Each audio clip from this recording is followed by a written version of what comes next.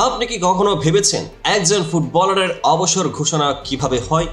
আজকের এই ভিডিওতে আমরা জানবো কিভাবে 2022 বিশ্বকাপের উজ্জ্বল নক্ষত্র এমিলিয়ানো মার্টিনেজ তার ভবিষ্যৎ নিয়ে চমকপ্রদ মন্তব্য দিয়েছেন। তার কথায় আছে টেকনিক্যাল বিশ্লেষণ, হাস্যরস ও এক অদ্ভুত ইন্টারেস্টিং দৃষ্টিভঙ্গি যা আপনাকে মুগ্ধ করে রাখবে।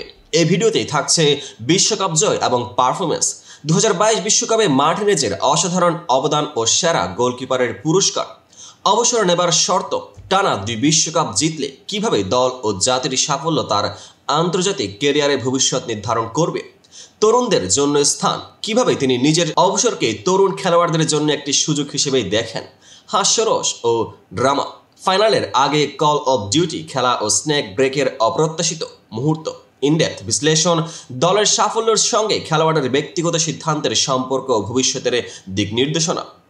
আজকের আলোচনার কেন্দ্রবিন্দু এমিলিয়ানো মার্টিনেজ, যিনি 2022 বিশ্বকাপে চমৎকার পারফরমেন্স করে দেশের জয় নিশ্চিত করেছিলেন। তার হাতে ছিল শুধুমাত্র গোলকিপিংয়ের দক্ষতা নয়, বরং একটি অনন্য ব্যক্তিত্বের ছাপও যা ফুটবল প্রেমীদের মনে অস্থায়ী স্থান করে নিয়েছে। মার্টিনেজের দক্ষতা শুধু মাঠে নয়, তার আচরণ ও মন্তব্য স্পষ্ট হয়ে উঠেছে।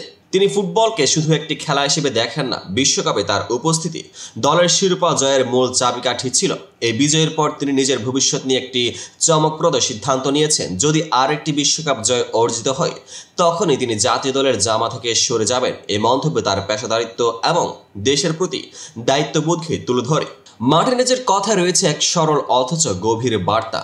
আমরা যদি টানা 2 বিশ্বকাপ জিততে পারি, তাহলে আমি জাতীয় দল থেকে অবসর নিয়ে নেব। এর মাধ্যমে তিনি স্পষ্টভাবে জানান যে দলীয় সাফল্য আর আন্তর্জাতিক ক্যারিয়ারের মূল চালিকা শক্তি। এছাড়াও তরুণ খেলোয়াড়দের জন্য স্থান ফাঁকা করার দায়িত্বের কথা তুলে ধরায় তার মধ্যে রয়েছে ভবিষ্যৎ প্রজন্মকে সম্মান ও আস্থা। তুলনামূলকভাবে দেখা যায় অন্যান্য কিংবদন্তি খেলোয়াড়দের অবসর ঘোষণার মতোই মার্টিনেজের সিদ্ধান্ত খুবই মর্মস্পর্শী ও চিন্তাশীল। কল্পনা করুন, বিশ্বের সবচেয়ে বড় ফুটবল ফাইনালের আগের মুহূর্তে তিনি বন্ধুদের সাথে কল অফ ডিউটি খেলছেন। এরপর টেকনিক্যাল আলোচনা শুরু হওয়ার আগে একটা স্নেক ব্রেক, এমন কিছু অভিজ্ঞতা অনেকেরই কল্পনাকে ছুঁয়ে যায়। এই ছোটখাটো মুহূর্তগুলি ফুটবল ও গেমিং এর অদ্ভুত মেলবন্ধনকে তুলে ধরে, যা তার ব্যস্ত পেশার মাঝে মানবিক ও হাস্যরসাত্মক ছোঁয়া যোগ করে। মার্টিনেজের বক্তব্যে শুধু মাঠের জয় পরাজয়ের কথা নয়, বরং একটি গভীর প্রেরণা ও দায়িত্ববোধ আছে। জন্মের পর আমি একবারই দেখেছি, এই কথা শুনে বোঝা যায় কতটা নতুন প্রজন্ম ফুটবলকে এত প্রভাবিতভাবে উপভোগ করেন।